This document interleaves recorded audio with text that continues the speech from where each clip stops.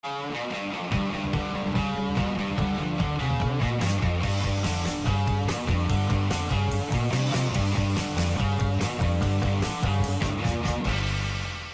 vídeo de hoje, nós começamos com uma tabela de hidratação.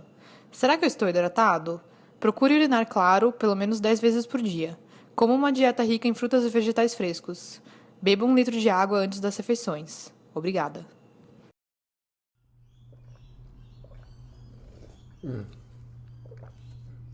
Bananas, organic bananas, about 1,500 calories of organic banana mashed in here, about 100 grams of organic coconut sugar. Blend it with water. Nice and sweet, nice and sweet. Just have a look at that, the visceral fat there. And this is fully hydrated, carbed up. I haven't taken some diuretic pills or done any starvation diets or whatever. I'm lean all year long. You can always see my jawbone of varying degrees. My face is always chiseled all year long. Why is that? It's because all year long I eat the same foods. I don't cut my calories or bulk or whatever. I just eat as much as I fucking want every meal.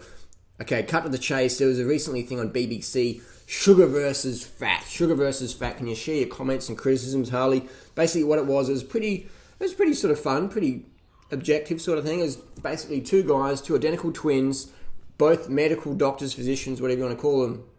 Identical twins. One was given a fat diet, just pure animal products. No vegetables, nothing. Pure animal product. You know, dead cow, chicken, pig, fish, butter, fat, grease, body fat of animals, milk, etc. And that's where he's told to live on for 30 days, a month. His other twin, identical twin, was told to eat a very low fat, like a McDougall style. I'm not sure if it was vegan. I couldn't see any animal product on there, but there was no oil, there was no avocado, it was just sugar, fruit, vegetables, grains, potatoes, etc.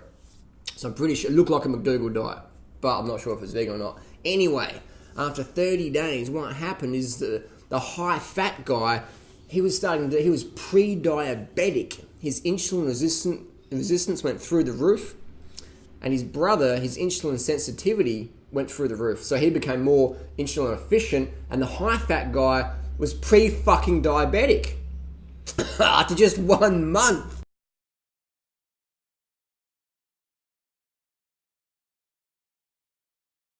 So it's crazy there. It's crazy how quickly high-fat diets will give you diabetes. But a lot of people in the paleo-primal world, they never test their blood sugars. They're like, oh, I'm feeling great, I feel really stable. But they don't show their blood test, do they? Or they do like some dodgy shit. Or they go, oh yeah, I've been, like Peter Attia reckons he's been doing ketosis for the last fucking 10 years. He reckons he's 10% body fat. I'll tell you what, Peter, if you can see abs like you can see mine and your jawbones like mine, I'll give you $100,000. But you fucking can't. You're not 10% body fat, bro. You're more like 40% body fat. You look like a bald Santa Claus. Not hating, just saying. And your athletic performance, you don't have any. You're not even on Strava. You don't even use a power meter. It's like, what the fuck are you talking about, bruh? You're like, you flip a little fucking, you go to the gym and you put a weight, pick it up over here, put it over there, and you call that athletic performance. I'm sorry, mate. It isn't. It's fucking pitiful. You're not... Anyway, I'll go on about that. But so we have these twins, right? Debunking all the nonsense out there in just 30 days. It's pretty cool. But then at the end of it, they're like, well, this is just two of us. We're not too sure. You know, they're so like addicted to their fucking bacon and egg lifestyle or whatever. They're like, well, you know, it's like two twins. One fucking smokes for a month. One doesn't fucking smoke for a month. The guy's coughing up black shit after a month. His doctor's saying, you got to stop this. And then they get to the end of the day and go, well, you know, like cigarettes, maybe they're good, maybe they're bad. We don't know. Like, how the fuck do you pass medical school, do all that fucking study, and you can't fucking see the basics? I'm not a fucking academic by any means. I failed year 12, but I have enough wisdom to see bullshit when I see it and see truth when I see it. Logic. You don't really learn logic in university, do we? If we did, these people wouldn't be like making these mistakes. It's just crazy.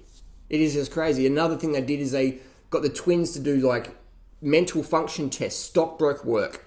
And the guy on the high carb diet was just like smashing it. The guy on the low carb diet, the high fat diet, was just like all cloudy thinking. And he's an academic, so he should be able to grasp it. His twin brother did, but he couldn't do it. So what you need to do is probably take some modafinil, like Bulletproof exec Dave Asprey recommends. Modafinil is basically speed. It's like you got speed and you got modafinil. Modafinil's like just like fucking hyper-focused drug. Yeah, it fucks you up. It's an anti-narcolepsy drug, but that's what all the paleo primal low carbers take to function. So they take speed to function. And they say, I feel really clear because of my diet. Get off the fucking speed and see how you perform. And you'll be like this twin who can't do shit on his high-fat diet. Another test they did was stamina. They got one of the guy, Nigel Mitchell from Team Sky, one of the nutritionist guys. They put him on, did some blood lactate testing, put him on the identical bikes, do an identical warm-up, and then they did a little time trial up a hill. Guess who fucking won? The high-carb brother. Smashed his fucking low-carb brother off the fucking hill. Up at Box Hill in Surrey. It's just like, but then at the end of the month, the twins are like, well, you know, like we're not really too sure, like, just fucking insane. But hey, people with brains and wisdom will be able to see, wow, that makes sense. That's what all Drew Ryder, McDougall, and all those people have been saying for fucking years. And then you go and travel. Travel, people. Fucking travel. Get the fuck out of America. Get the fuck out of Australia. Go to Asia. Go to Uganda. Go to Thailand. Bring your fucking bicycle. Get in your wheelchair and go to the villages. Go to the villages where they look at you like, what the fuck are you doing here? You're welcome, but why the fuck would you come to our little village? No Westerner comes here. No tourists come here. Why are you here? You're welcome, but like, whoa. Go to those villages. If the whole village doesn't look at you like you're in the wrong place, and then go and see what they eat. Watch what the really skinny people eat. It's fucking rice. It's potato. It's bananas. It's fucking sugar. It's water. It's sugary drinks even. Sugarcane juice. Maybe even fucking Pepsi. But it's a lot of sugar. High carb, low fat. Very limited animal product. Not by choice, but by necessity. Rice is about $1 per 3,000 calories all around the world. Half the world's population lives on less than $2 a day. So if you only got $2 a day, you can't afford fucking KFC. You can't afford a steak. You can't afford milk. You can afford rice. You can afford as much fucking rice as you want. Unless you're in like a full-on famine place. But don't go to famine places to do this little study. Go to places where people can work. They've got enough food. They've got enough money for the basics. They're not starving. They're just forced. They're forced to eat rice, fruit, vegetables, water, coconut water, whatever. They're forced to do that. They don't have any option. And are they fat? Are they fucking fat like all these people, these low carbers pretend? They're not. They're fucking looking like me. They're looking lean. They're looking fucking lean. The women look amazing, just slim physiques. You can't tell from behind if they're 18 or fucking 40. Because they're just like slim. You don't see that in Australia, really. You know, like it's very, very rare to see an Australian or a US lady or even European these days who's over 40 or 50 or 60 and who's slim. My mum's clinically obese. It's not fucking genetics on this lean, people. It's dietary fucking choices. It's not training. It's not starving. Because I know plenty of people out there who train way fucking more than me and they're still fat, they've still got a belly. Doesn't make them bad people. I'm just saying. You can't say, dude, what are you training? No. I'll go crazy in January maybe. But you look at my videos when I'm doing 600 Ks a month in winter or whatever.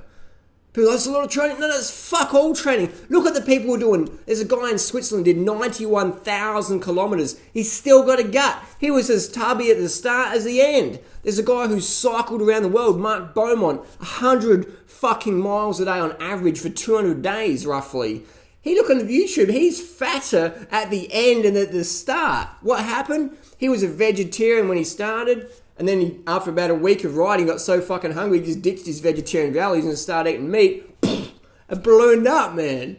How the fuck do you weigh more at the end of a fucking epic year like that than at the start? How do you do it? Animal products, high-fat diets.